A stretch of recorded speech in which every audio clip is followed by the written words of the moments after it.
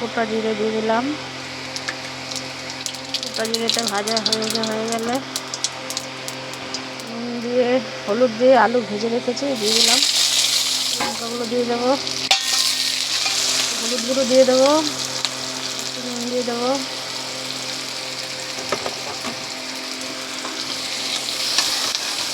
হয়ে গেছে, জল দিয়ে দেবো।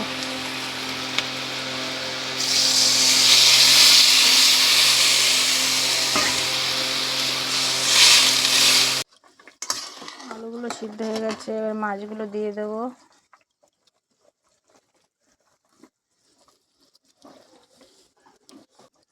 বেগুনটা আগে ভেজে রেখেছিলাম, বেগুনটা দিয়ে দেবো।